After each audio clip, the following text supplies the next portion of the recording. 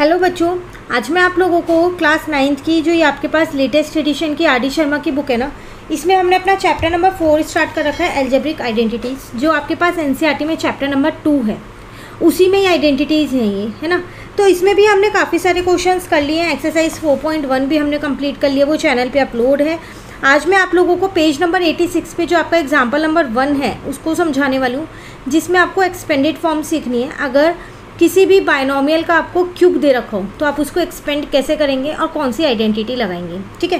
देखिए एग्जाम्पल 1 है आपके पास यहाँ पर, right each of the following in expanded form. आपको 3 पार्ट दे रखे हैं, इन्हीं तीनों पार्ट को आपको क्या करना है, एक्सपेंडेड फॉर्म में लिखना है। तो चलिए शुरू करते हैं हम यहाँ पर। तो अगर मैं अपना फर्स्ट पार्ट यहाँ पर लिखूँ तो वो मेरे को दे रखा है 2x प्लस का 3y का होल क्यूब। जब मुझे क्यूब दे रखा है तो इसका मतलब क्यूब वाली आइडेंटिटी ही लगेगी, है ना। तो पहले हम यहाँ आइडेंटिटी लिखेंगे, तो यहाँ लगेगी a प्लस बी के होल क्यूब की, जो होती है मेरे पास a क्यूब प्लस का b क्यूब प्लस का 3ab, अब ब्रैकेट में होता है मेरे पास a प्लस बी, ठीक है। और अगर हम अपने इस क्वेश्चन में देखें तो a हमारे पास 2x है और b हमारे पास कितना है, 3y है। बस आइडेंटिटी में आपको वैल्यूज़ को पुट करना है। तो चलिए पुट करते हैं। यहाँ a क्यूब मतलब 2x का क्यूब, b क्यूब मतलब 3y का क्यूब, 3ab 3, a की जगह a, b की जगह b। अब यहाँ आ जाएगा a प्लस बी मतलब 2x प्लस 3y। क्लियर है यहाँ तक। यहाँ आ जाएगा 2 का क्यूब करोगे तो 8 आ जाएगा, तो 8x क्यूब हो गया। 3 का क्यूब करोगे तो 27 और y क्यूब ऐसी ही है। इन तीनों को मल्टीप्लाई कर लो तो 3 2 जा 6 हो जाएगा और 6 3 जा कितना हो जाएगा, 18 हो जाएगा। अब ब्रैकेट में ये 2x प्लस 3y ऐसी है। क्लियर है। अब 8x cube plus 27y cube तो ऐसी है, प्लस इसको अब अंदर इंटू करोगे, 18 को 2 से करोगे तो 36 आएगा, x इंटू एक्स स्क्वायर और y। 18 को 3 से इंटू करोगे तो 54 आएगा, x ऐसी है, y 2 बार है तो y स्क्वायर आ जाएगा। अब ये कोई भी ऐड या लेस कुछ भी नहीं होगा, क्यों? क्योंकि ये सारी आपके पास अनलाइक टर्म्स है। वेरिएबल में हमेशा लाइक टर्म्स वाले ही तो ऐड होते हैं, तो यही आपका आंसर है। क्लियर। चलिए सेकेंड पार्ट देखो। सेकेंड पार्ट है आपके पास 3x माइनस का 2y, इसका होल क्यूब है। सेम ही है, बस यहाँ बीच में माइनस आ गया है, तो इसमें हम माइनस वाली आइडेंटिटी लगा देते हैं। तो वो क्या होती है, a माइनस बी का होल क्यूब होता क्या है, a क्यूब होता है आपके पास, माइनस का b क्यूब होता है, माइनस का 3ab, ब्रैकेट में a माइनस बी। बिल्कुल सेम आइडेंटिटी है, बस जहाँ जहाँ प्लस है वहाँ पर माइनस आ गया और कुछ चेंज नहीं हुआ इस आइडेंटिटी में। क्लियर है। चलिए a आपको पता है यहाँ 3x है और b आपके पास क्या है यहाँ पर 2y। वैल्यूज़ को पुट करो तो a क्यूब माइनस का हो जाएगा आपके पास b क्यूब, माइनस का हो जाएगा आपके पास 3ab, अब ब्रैकेट में माइनस का हो जाएगा a माइनस का b, ठीक है। 3 3 जा 9, 3 जा 27x क्यूब, 2 2 जा 4, 2 जा 8 y क्यूब, 3 3 जा 9, 9 2 जा 18xy, और यहाँ पर 3x माइनस का 2y ऐसी है। अगले स्टेप में ब्रैकेट के अंदर इंटू कर देंगे, तो चलो वही करते हैं।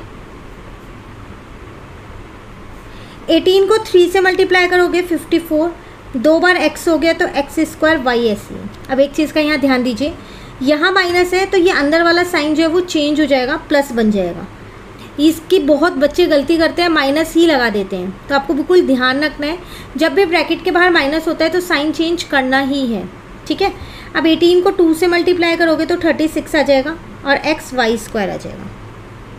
यही आपका आंसर है, क्योंकि अनलाइक टर्म्स हैं तो ऐड तो हो नहीं सकती, ना ही सब्ट्रैक्ट हो सकती। क्लियर है। चलिए एक और पार्ट है अभी इस क्वेश्चन में, थर्ड पार्ट, उसको भी देखते हैं क्या है। अपॉन में है वो, इसमें 1 अपॉन में आपके पास यहाँ दे रखा है 3xy माइनस का 2 अपॉन में 5y का होल क्यूब। कोई दिक्कत वाली बात नहीं है, अपॉन में देख के ये मत सोचना, बस यहाँ पर फ़र्क इतना है, ये a की वैल्यू है पूरी 1 अपॉन में 3x और b की वैल्यू है 2 अपॉन में 5y, बस, और कोई चेंज नहीं है। आइडेंटिटी सेम वही a माइनस बी के होल क्यूब वाली ही लगने वाली है। तो a क्यूब माइनस का b क्यूब माइनस का 3ab, ब्रैकेट में हो जाएगा a माइनस बी, ठीक है। तो a अब यहाँ पर मेरे पास 1 अपॉन में 3x का होल क्यूब, b है मेरे पास 2 अपॉन में 5y का होल क्यूब, 3 AB है 3, A की जगह A और B की जगह B, ब्रैकेट में A माइनस का B, सिर्फ वैल्यूज़ को पुट किया और कुछ नहीं किया अभी, ठीक है। अब 1 का क्यूब तो 1 ही रहता है ना, तो 1 अपॉन में 27 एक्स क्यूब हो जाएगा। 2 का क्यूब 2 2 जा 4 2 जा 8 और 5 का क्यूब हो जाएगा 125 और वाई क्यूब ऐसी है। याद रखिएगा यहाँ 1 था इसलिए 1 आया, क्योंकि 1 का क्यूब करो या स्क्वायर करो वही होता है, बट 2 का क्यूब करोगे तो चेंज हो जाएगा, गलती से 2 को 2 ही मत लिख देना, ठीक है। अब देखो इस 3 से मैंने इस 3 को कट कर दिया है, तो मेरे पास यहाँ बचा 2 अपॉन में 5xy। ब्रैकेट वाली टर्म अभी मैंने ऐसी ही लिख रखी है, इसमें कोई चेंज नहीं किया है, ठीक है।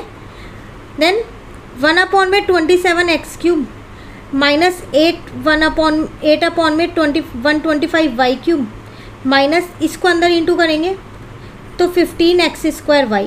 अब आपको खुद पता होगा ये माइनस है तो प्लस बन जाएगा, क्योंकि बाहर माइनस था। अभी हमने ऊपर वाले पार्ट में ये सीखा है ना।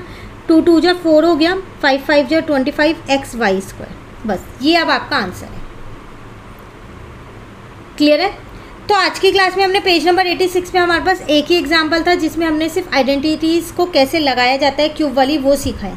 जो नेक्स्ट पेज पे आपके पास एग्जाम्पल्स दे रखे हैं ना वो थोड़े से अलग एग्जाम्पल्स हैं, पर अगर आपको ये आइडेंटिटी लगानी नहीं आती होगी क्यूब वाली तो फिर आप इन्हें नहीं कर पाओगे।